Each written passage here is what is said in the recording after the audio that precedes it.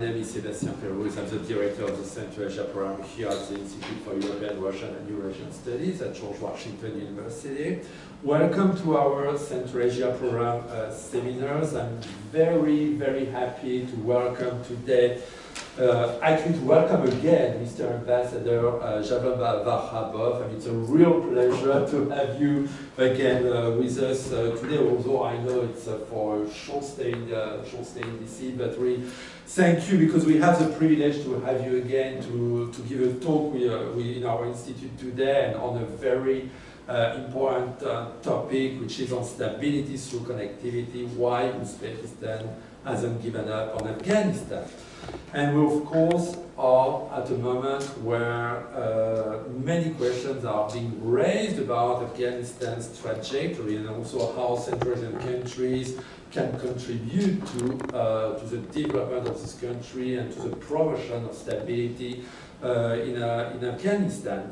And of course, in this context, Uzbekistan, given its economy, ongoing reforms, given its active regional engagement under President Mirziyoyev, and of course, given its strategic geographic position, Uzbekistan has a clearly significant role to play. So, Mr. Ambassador is going to talk for maybe 20 minutes. I don't know exactly. It's really up to you. And then we'll give the audience the floor for a Q&A session. Ambassador Vakhabov currently holds the position of Director of the International Institute of Central Asia, which is a governmental research institute established in 2021 and based in Tashkent. Ambassador Vakhabov began his career as the Minister of Foreign Affairs of Uzbekistan in 2001. In November 2013, he was appointed as one of the 4 Deputy Ministers of Foreign Affairs. Since July 2015, he has served as the first Deputy Minister of Foreign Affairs. In October 2017, he was nominated by President Shavkat Mirziyoyev and approved by the Senate for the position of Ambassador Extraordinary and Plenipotentiary of Uzbekistan to the United States since 2017, as well as to Canada since 2018 and Brazil since 2021, with residence in Washington, D.C. And Ambassador Vakhabov was awarded the 4-year Service Medal in 2013 and the Dustlik Friendship Order in 2019. So thank you so much again, Mr. Ambassador, for being with us today, and the floor is yours.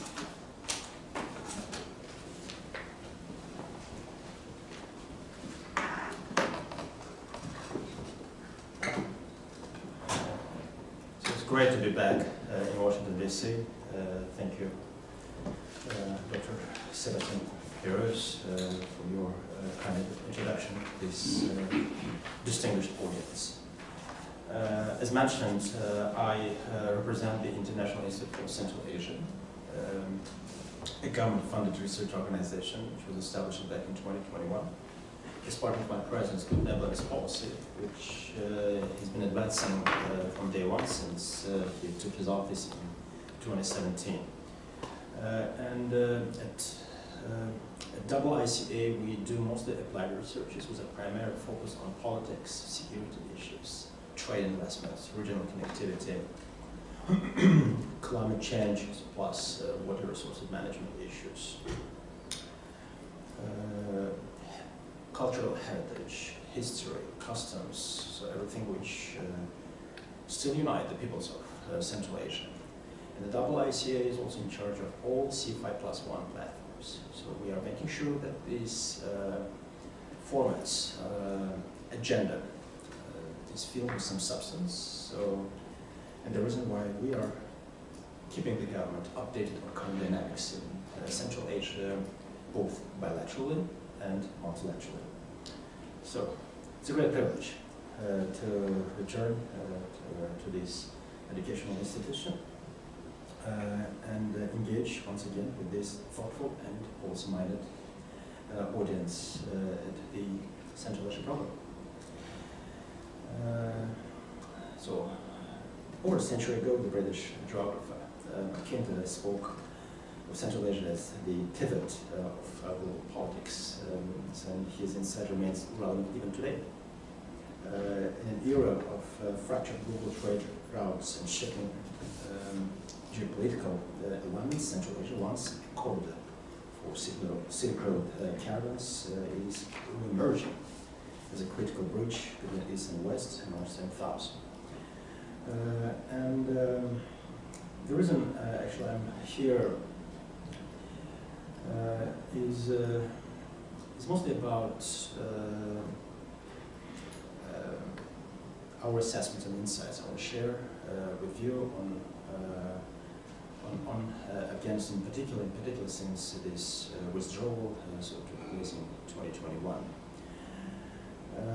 And over the last 3 days since I arrived in the capital city, I've been interacting with so many think tanks, leaders here in Washington, D.C.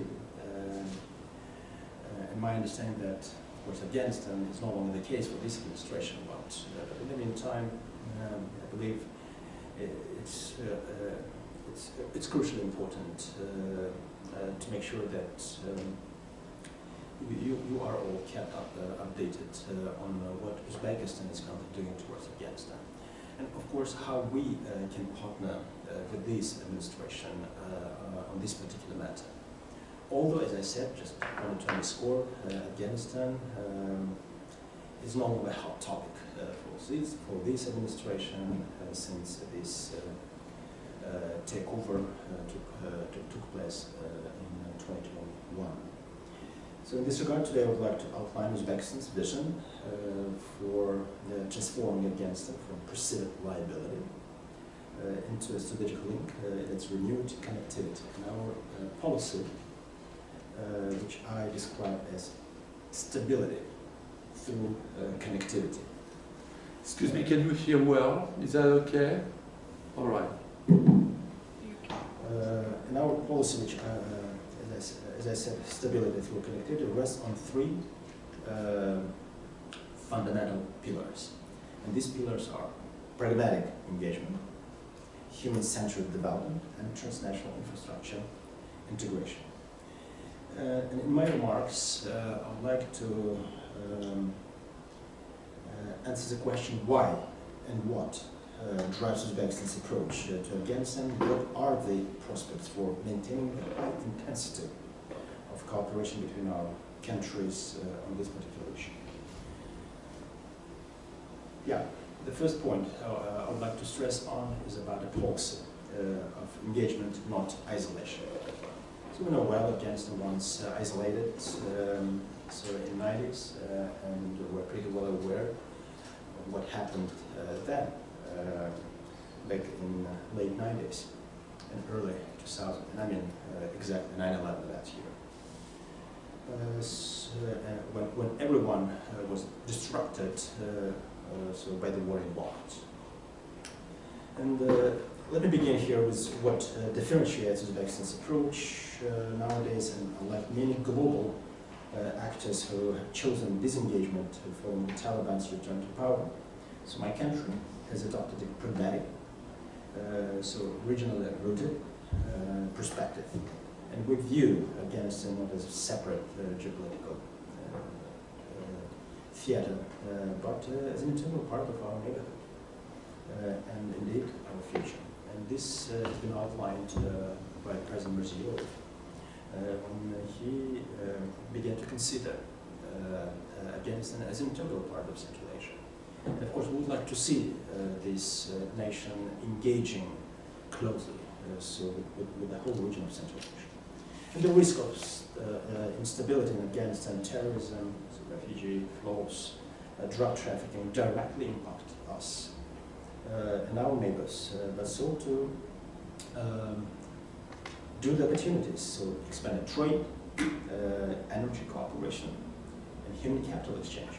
And this duality requires a balanced response.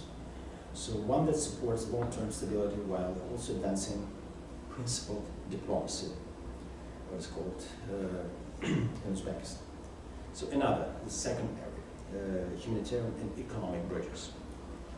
So prior to 2021 and since the withdrawal, so Uzbekistan continued to provide humanitarian aid to the Afghan people, delivering food, clothing, and medical supplies. But we know that relief alone is not enough. That is why we are also building sustainable platforms for trade, education, and social reintegration. And in 2024, so we opened this free economic zone in Termez, bordering the city in the southern part of Uzbekistan, equipped with customs, warehousing, hospitality, academic, and medical facilities. And it has already welcomed more than 90,000 visitors. Keyboard over there. It's the inside. Do you have one remote? I don't think so. We have it. We can just use.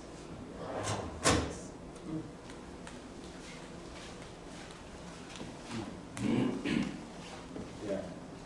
Apologies. It failed to mention. Everything's well prepared, by the way. Yeah.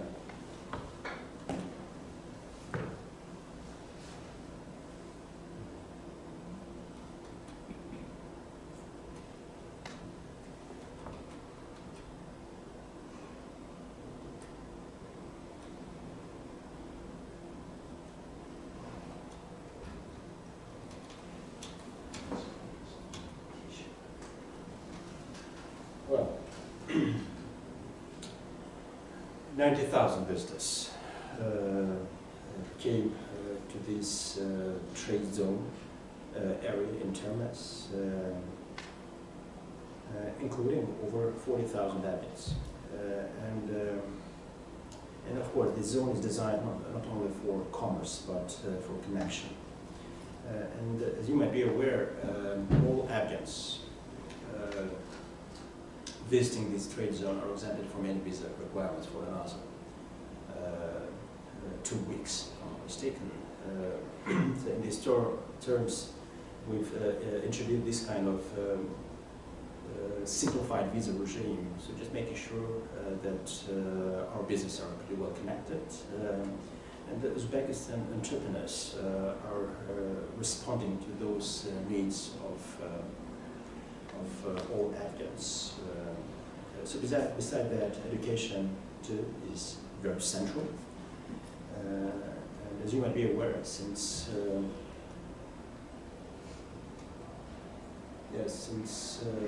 2018, our education center for Afghan citizens has trained over 660 students, nearly 200 of them women.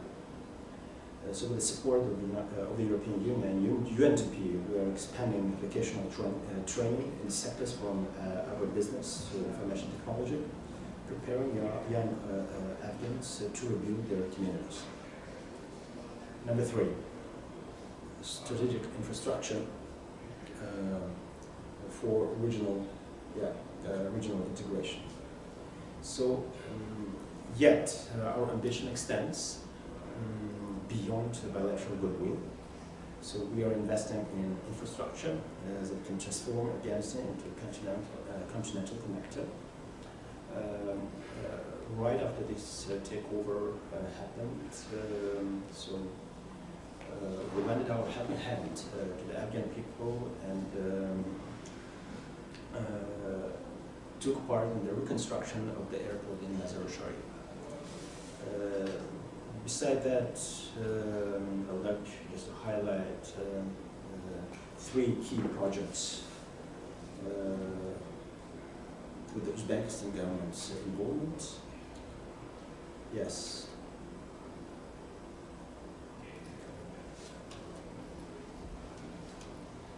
And these projects are the following. So, first and foremost, the Trans-Afghan Railway, long overdue. We've been discussing over the last 3 decades.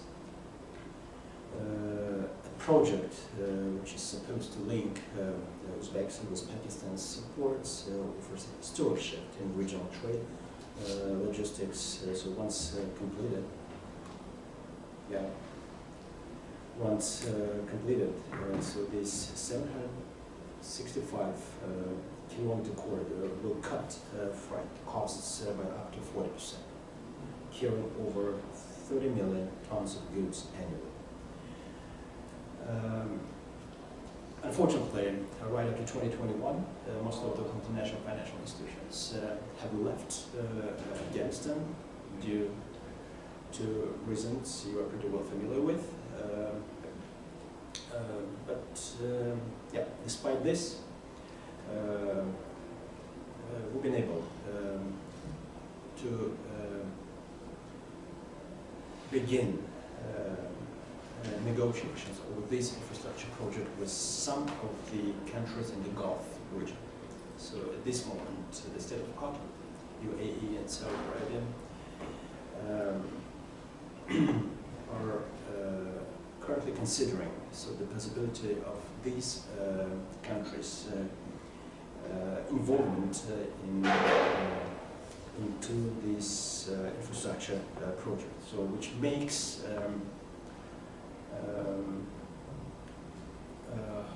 our plans for this railroad construction quite visible and even doable in the nearest perspective. By the way, in less than 2 weeks, Samarkand will be hosting the second GCC plus Central Asia Summit. And Afghanistan remains a hot topic for upcoming bilateral talks on the sidelines of the Gulf Cooperation Council plus Central Asia Summit in Uzbekistan. So the second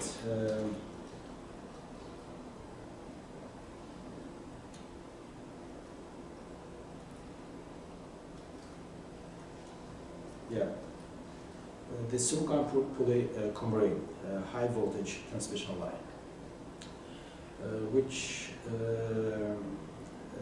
enhances Afghanistan energy independence and integrates it into the broader Central Asian power grid.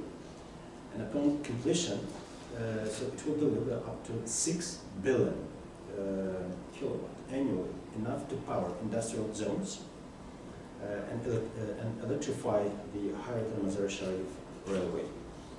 The railway which Uzbekistan, together with the Asian Development Bank, built up more than 10 years ago and still operates, connecting the city of Hayreton and Mazar-e-Sharif.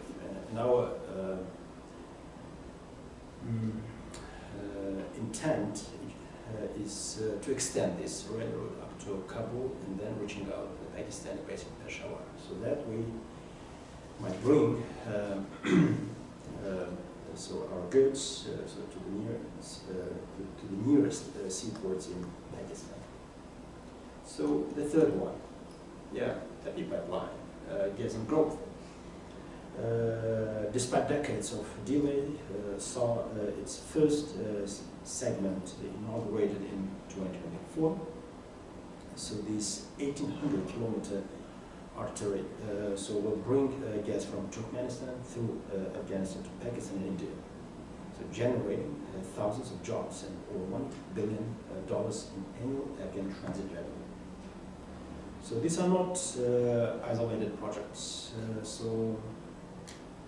They are components of a broader strategic vision to foster regional interdependence as a foundation for peace.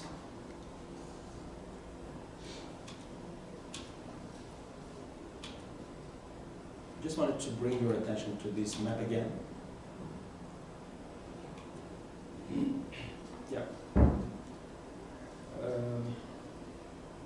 So this map demonstrates the vulnerable situation the Republic of Uzbekistan is in now due to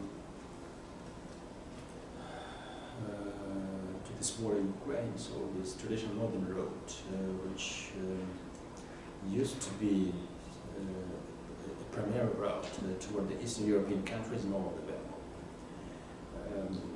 and in this regard, so the government has made the decision to diversify the transportation routes, which might reduce the Uzbekistan entrepreneurs' burden of costs which they are currently suffering. So the reason why we are currently targeting three directions. The first one, which we have already launched, is related to the construction of the railroad connecting Uzbekistan, Kyrgyzstan, and China. So another long overdue we've been discussing over the last 25 years. Now it's becoming a reality. Number two is railroad which will go through Afghanistan towards Pakistan, and the third one, of course, middle corridor, or also known as the Trans-Caspian corridor. So all the three linkages are vitally important as Uzbekistan is trying to unlock not only the country itself, but the whole region of Central Asia. Challenges, yeah, of course, despite these accomplishments we've made, we are still facing some challenges, and these challenges remain a key obstacle towards our very ambitious goals to achieve in the region in terms of diversifying transportation routes, in terms of exploring new markets where we can deliver our goods, in terms of diversifying also our trade partners. And of course, the security situation remains fragile, so financial and political risks persist, so yet we are convinced that engagement with Afghanistan is the only sustainable path forward. Unlike the situation prior to 2021, so we're less concerned about security issues, in particular threats posed by Afghanistan. Given the fact that we are staying in very close touch with this current government in Kabul. So, and we urge our international partners, including here in Washington, so to reconsider a posture of isolation. Instead, we call for constructive coordination on trade, investment, on regional development. And in this regard, yeah, if we want Afghanistan to be stable, then it must be economically viable. So this is our very simple and clear approach towards Afghanistan. So if we want Afghanistan to be peaceful, it must be connected, not cut off.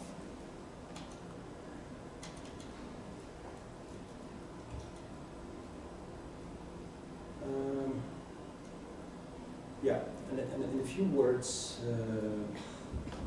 about how we are envisioning our partnership with the United States on Afghanistan in particular. So despite prevailing Afghanistan fatigue in Washington, so the United States cannot afford strategic neglect of the region. And the enduring threat of transnational terrorism and the intensifying global competition for critical minerals necessitate calibrated engagement, one that leverages regional partners like Uzbekistan. So as a stable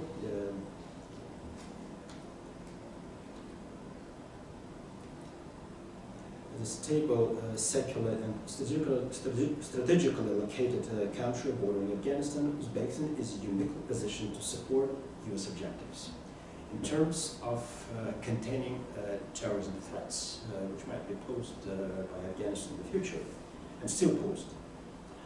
In this regard, in counterterrorism, Uzbekistan can offer so critical intelligence, sharing capabilities, regional insight, and logistical infrastructure that can underpin remote monitoring and rapid response posture for U.S. and allied operations. So Tashkent continued to concern over terrorist spillover and its active border management make it a reliable interlocutor. We believe in ensuring Afghanistan does not again become a haven for extremist networks. Simultaneously, the US must and could pursue partnerships in critical minerals, resources central to clean energy and advanced technologies. So in Afghanistan's untapped reserves of lithium, rare earth elements, and copper are strategically relevant and could offer an alternative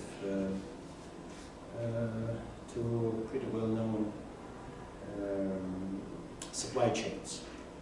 Ensure the pragmatic US-Uzbekistan partnership, so anchored in counterterrorism cooperation and critical mineral development, can offer a sustainable, low footprint approach to advancing regional security and economic stability without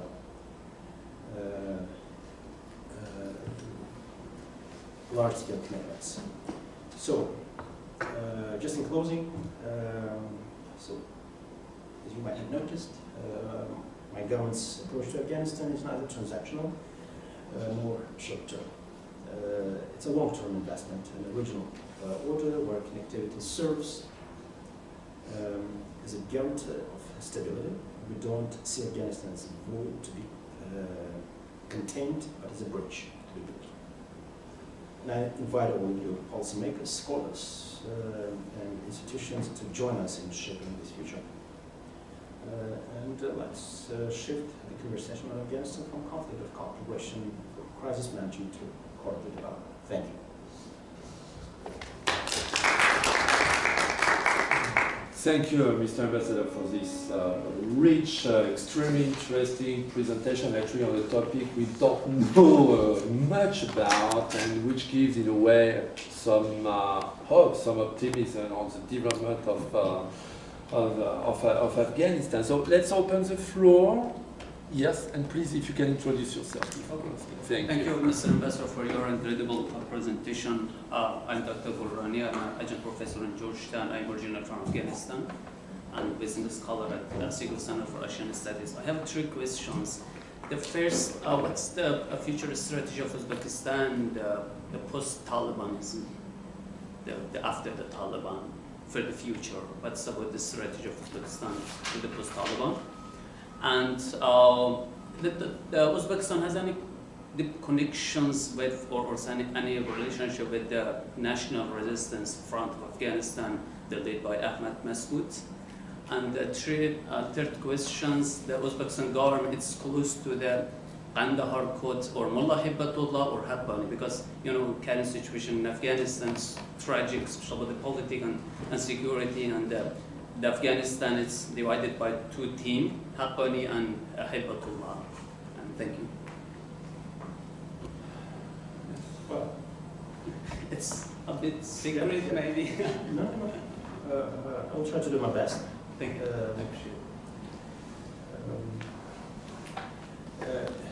As I mentioned in my remarks, Uzbekistan's approach towards Afghanistan has always been pragmatic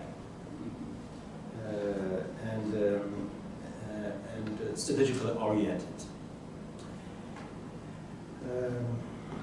toward the long term, and we have never so isolated or turned away from our neighbor, and we have always believed in Afghanistan's development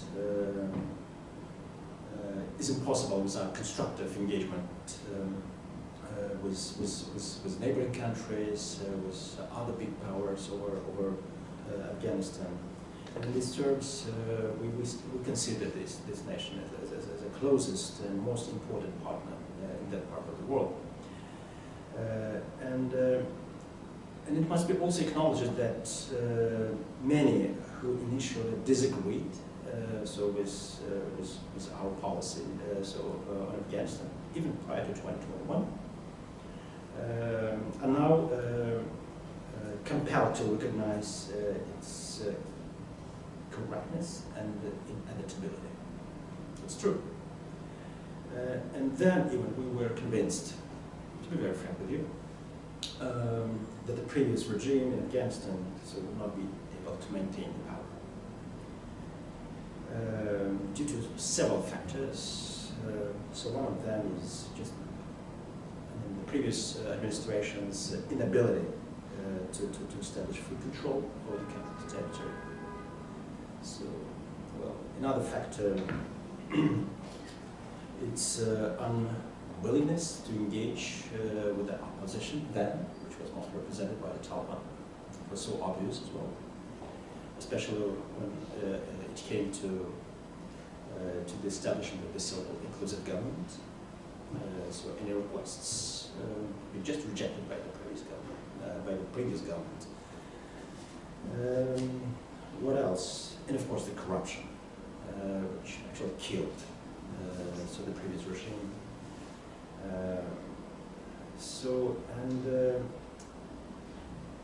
And the current leadership in Afghanistan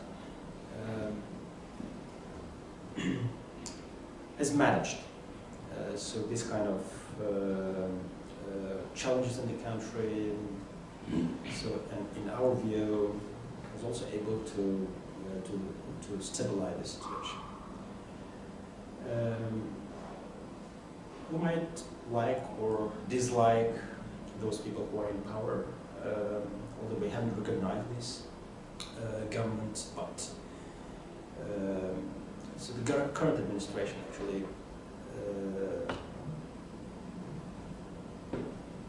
take the control of the whole territory of Afghanistan, represent Afghanistan itself. This might be, of course, an arguable topic so to discuss.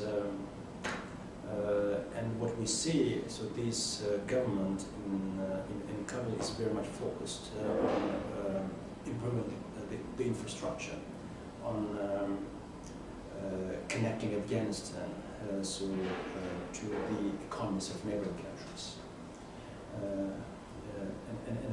and of course on diversify its industries. So for a country like Uzbekistan, it's a huge opportunity, which we would like to grasp. In terms of diversifying our trade partners, it was just unbelievable. Prior to 2021, the total amount of bilateral trade turnover was less than $300 million. Now, so this amount approached and even far beyond $1 billion, and thanks to intense trade relations between Uzbekistan and Afghanistan. With respect to this so-called resistance movement, we are working with those who represent Afghanistan at this moment. And moreover,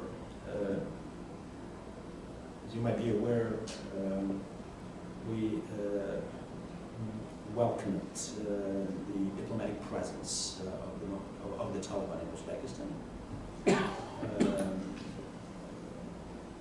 Beside that, our embassy never shut down in Kabul, so still operates, and we do have our ambassador there. And in these terms, our approach towards Afghanistan is actually based on a pretty well-known principle, non-interference to internal affairs. So, and of course, this approach is based on, as I said earlier, on a very pragmatic vision for the future of Afghanistan. And this vision is completely shared by those people who are currently in power in Kabul. You mentioned Kandahar, right? Yes, Kandahar, yeah. So the Uzbekistan government is maintaining dialogue with both Kabul and Kandahar, and even we've known each other prior to 2021. We actually laid a foundation for this relationship back in the 90s. You know well this historic meeting in Kandahar back in 1999, when we urged the Taliban's leadership to come for 6+2 summit in Tashkent, which actually ended with the Tashkent Declaration with a set of principles for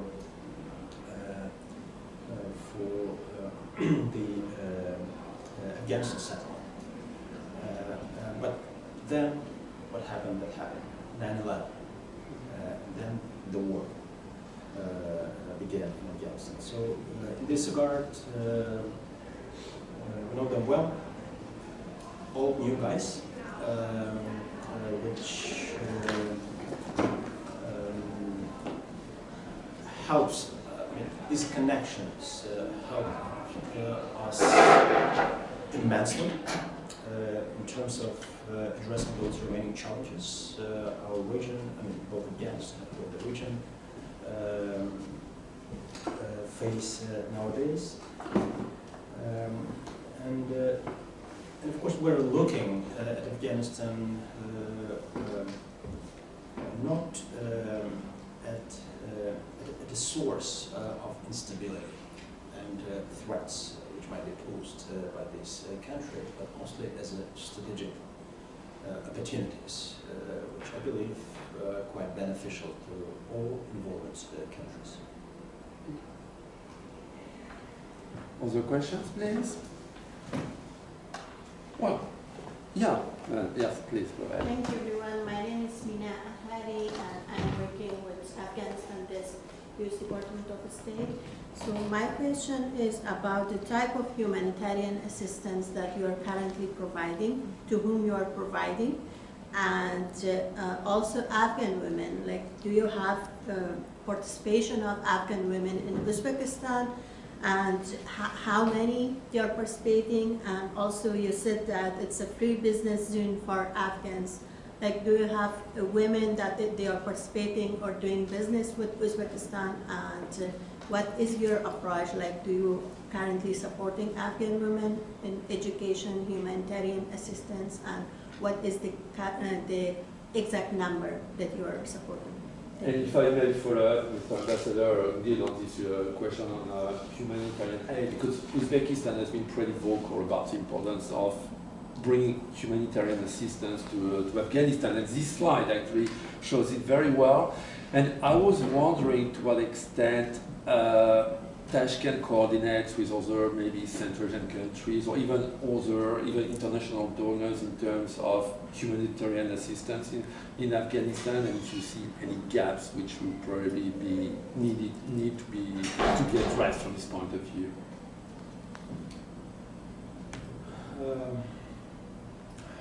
I'll be more than happy to respond to some questions.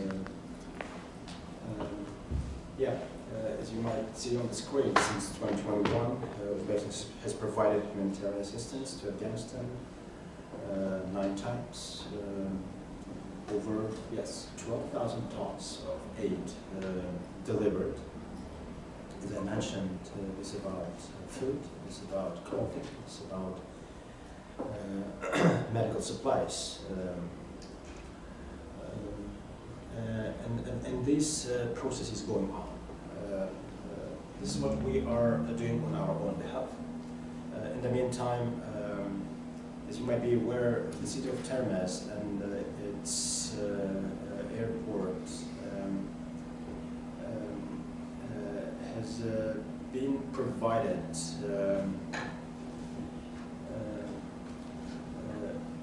the logistics hub status affiliated with the United Nations. And this happened just recently. So, which makes this connecting city main point where the humanitarian aid coming from all over the world might be stored and later, of course, delivered to Afghanistan. In addressing your question, whom we deliver this aid, so primarily covering northern part of Afghanistan, region. And in this regard, so every aid, so the ambassador of my technologies is actually accompanied by the President's Special Advisor on Afghanistan, Ambassador Vakhabov, who's a pretty well-known individual in Afghanistan. And we are closely working with local authorities while distributing these aid among the Afghan people. So with respect to women's involvement, this number 600 Afghan students trained, right? And I mentioned 200 women among them. But these engagements have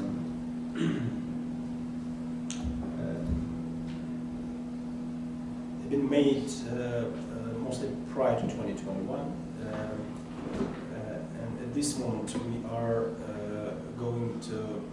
we're trying to revive the operational activity of the educational center for Afghan citizens in Termez. And last year, cooperation agreement between the government of Uzbekistan and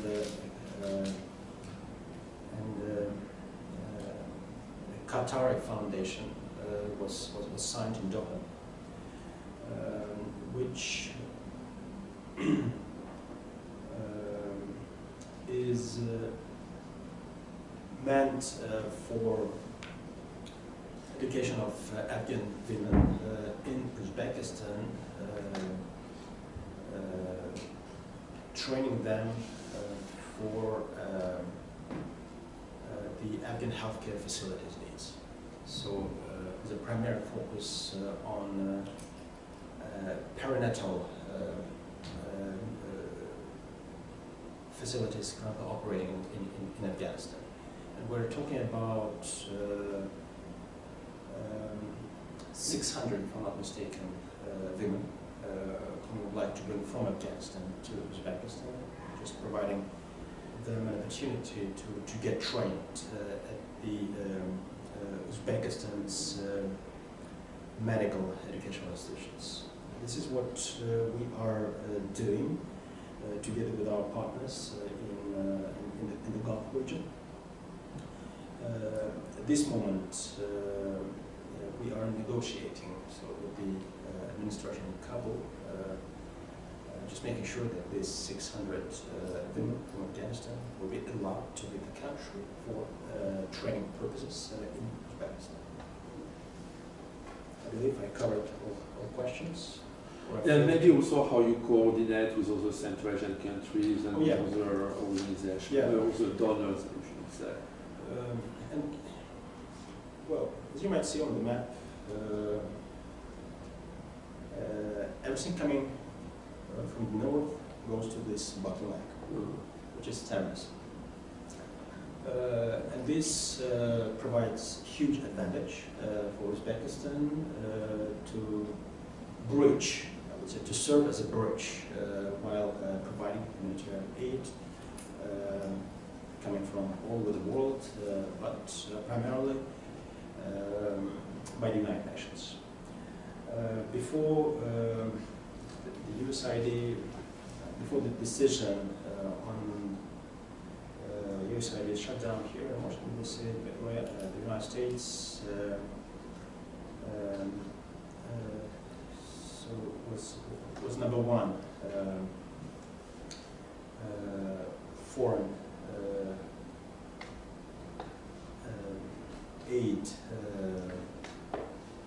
government agency, among others. If I'm not mistaken, was almost $3 billion provided to Afghanistan since 2021. And of course, this came not directly from the United States, through the affiliated agencies of the United Nations. And these efforts continue to exist. So with respect to Kazakhstan, so we are staying in very close touch. Kazakhstan also is increasing its trade so with Afghanistan. So in these terms, there are no obstacles towards Afghanistan when it comes to goods and other products coming from Kazakhstan and other neighboring countries. So in these terms, the infrastructure in the city of Termez is still being improved. Just making sure that this bottleneck is quite capable of absorbing this amount of humanitarian aid coming from all over the world.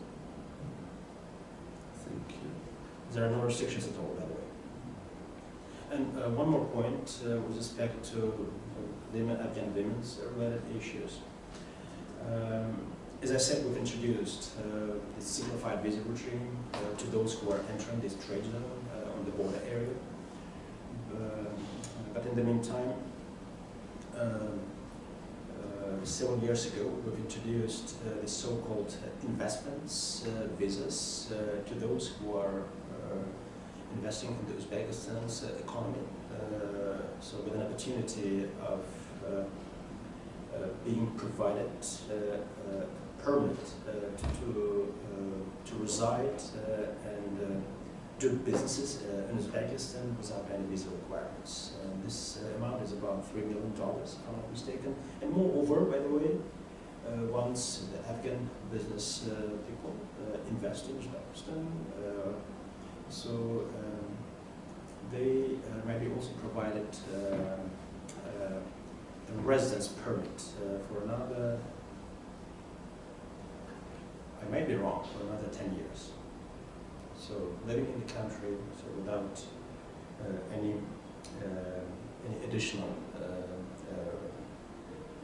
requirements. And this is applied to all foreign citizens, coming to Uzbekistan and doing business there, so without any exceptions. Thank you. Questions?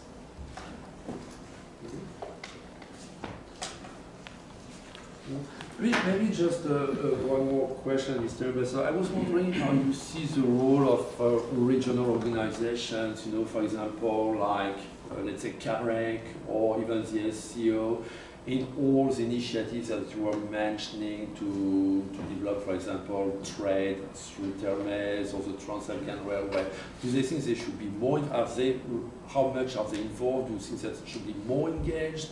How do you see the roles of these regional organizations in developing, you know, this connectivity between Afghanistan and Central Asia, especially Uzbekistan?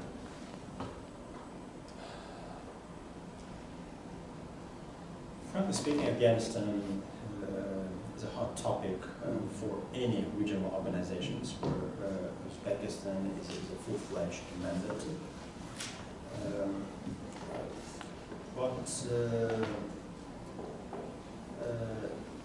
Member states within these regional organizations and their approaches towards Afghanistan, of course, might be quite different.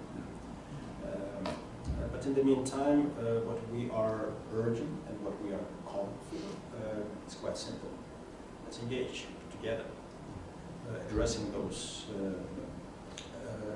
remaining challenges in Afghanistan itself for the best benefits of both the Afghan people and the best benefits of our people in Central Asia.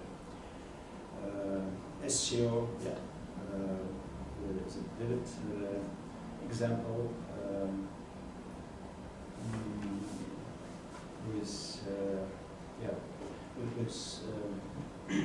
With a broader discussion underway within the organization. Particularly, there's a contact group on Afghanistan which still exists within the SCO. Of course, there might be other organizations in the region where Uzbekistan is not a member to as well. But anyway, so this topic we are discussing both bilateral and multilateral as well, just making sure that this very pragmatic approach towards Afghanistan is shared so by our immediate neighbors, by so other countries which might not have a common border with Afghanistan, but in the meantime, these countries might hugely contribute to the revival of the Afghan economy. Thank you, Mr. Minister. So one last question. No? Sebastian, just... Oh, sorry, yeah. Go ahead. No, it's about the water resources issue. So, can you just touch a little bit what would be the government approach to solve those issues? I believe everyone noticed what you are talking about. Yeah. It's a new issue in our agenda for Afghanistan, quite sensitive, to be very frank with you. And our approach towards the construction of the Tashkent Canal in the northern part of Afghanistan is quite clear. So Afghanistan is free to claim for its own share in the Amudarya river basin. This country is a part of the whole region, Central Asia. Number two, of course, this kind of issues. I mean, the construction itself is affecting the interests of other neighboring countries, and I'm talking about millions of people who are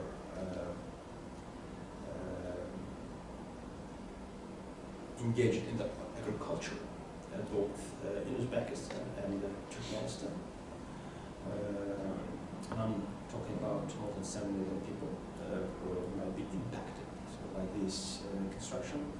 But in the meantime, we proceed from the understanding that even these kind of quite complicated issues could be addressed through dialogue and diplomacy. Although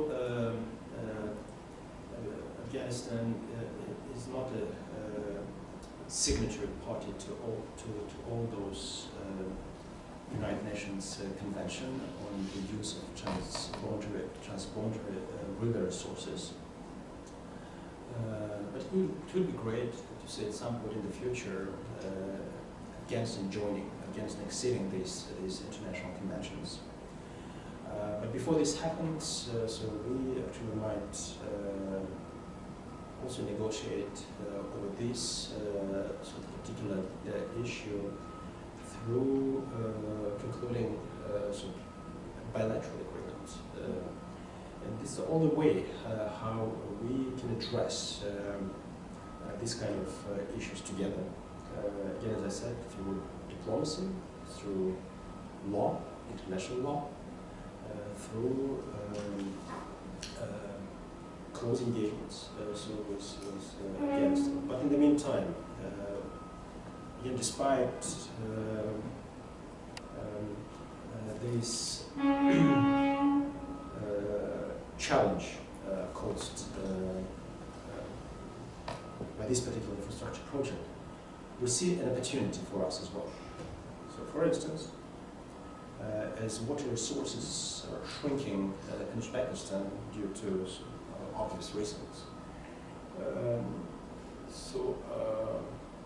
our farmers, by the way, might cross the border and do their own businesses in northern part of Afghanistan, just leasing some lands for our own needs. And this kind of approach, we believe, might be mutually beneficial. Afghans might be provided with jobs. Uzbek farmers might address climate change caused challenges, in particular water scarcity in the southern part of Uzbekistan, closely engaging with Afghans And moreover, we can also bring our manufacturing facilities, facilities which might produce some textile products for the benefits of Afghans, for the benefits of Uzbeks in itself and our partners beyond the region of Central Asia. It's not only about trade, it's not only about critical minerals, as I have mentioned, it's also about how we can work together in a time of so many challenges our nations are currently facing. It's our quite simple and very clear approach. Yes, yes, please. Hi, my name is Kelsey Hampton. I work with Search for Common Ground. We're an international peace building organization. We actually work both in Uzbekistan and in Afghanistan. I was just wondering, have you seen any changes in the policies or behavior of the Taliban through your continued engagement and diplomatic dialogue and discussions with them? Are you seeing changes in how they're reacting and maybe more openness to broader engagement on human rights issues or anything like that? Just, yeah, curious how you've seen changes in their practice.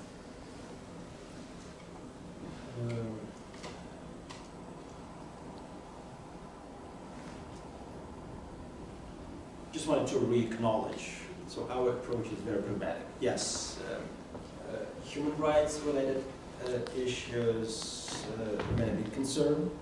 We know this well. And we are discussing and even offering our proposals to the government in Kabul, how these kind of issues might be addressed together. Again, as I said, in particular through this educational center in Termez, which might welcome young Afghans, including women and girls, who might be trained for those professions in high need, so in Afghanistan itself. But with respect to security issues, while talking to our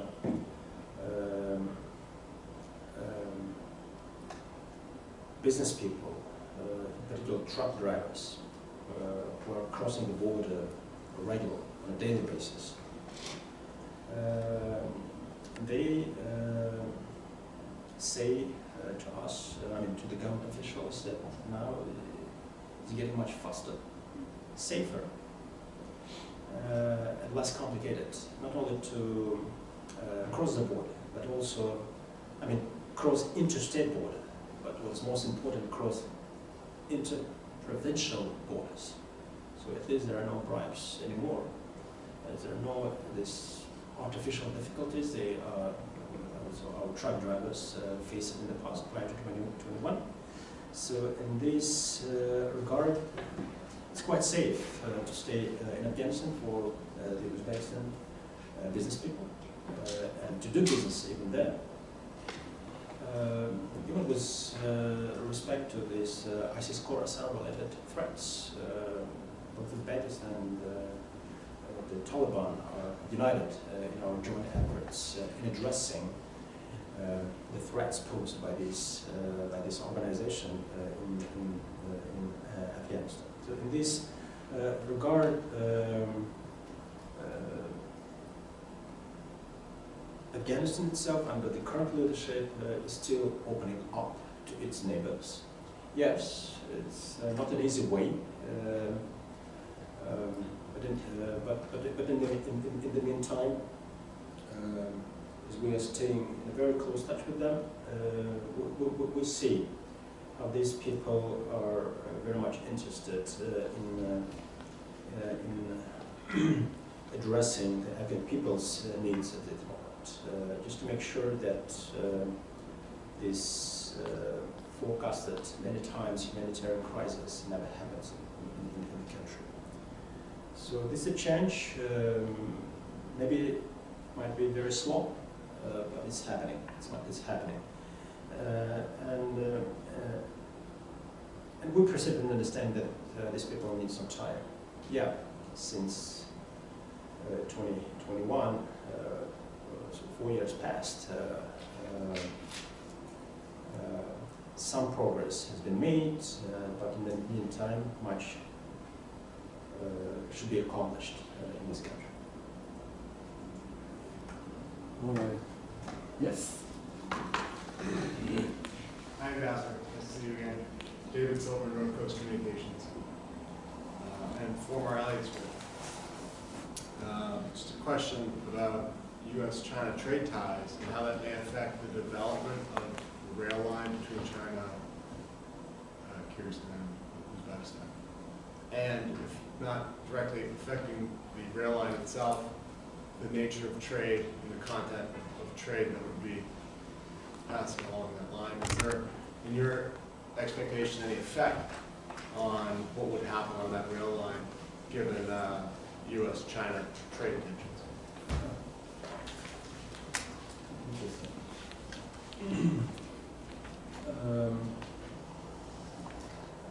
Let me start by articulating some details related to the construction of the Uzbekistan, Kyrgyzstan, and China Railroad, the construction of which we launched last year. It might take another 6-7 years before this huge infrastructure project is brought into fruition. But once it's complete, we might get access to China. It's a much broader market, reaching out to the eastern part of China and seaports located there.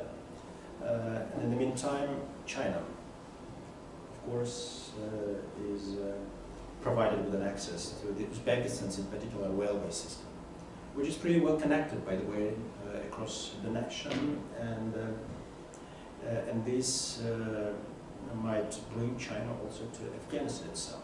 So when this portion of railroad with a length of almost 100 kilometers is supposed to be extended up to Kabul and Peshawar in the nearest future, this might be another option for China, which is seeking to diversify this kind of routes within this overall One Belt, One Road initiative.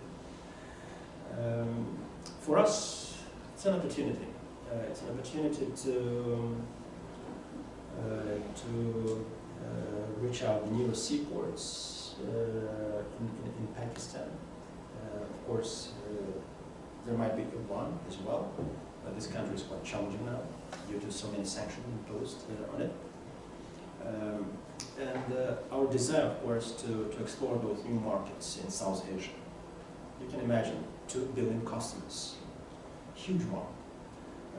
But in the meantime, South Asia might enter the market of Central Asia, and I would say even broader Central Asia. Central Asia itself is about 80 million customers. Broader, I mean, the entire CIS area was almost 400 million customers. So in these terms, it might be a win-win deal. And Pakistan definitely will be benefiting from this infrastructure project. So Afghanistan is a transit nation, so will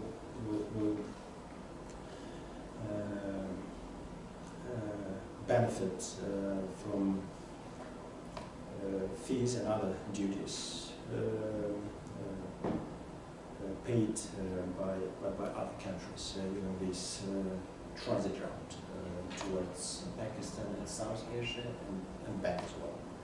So this is our approach, this is our vision for this long overdue.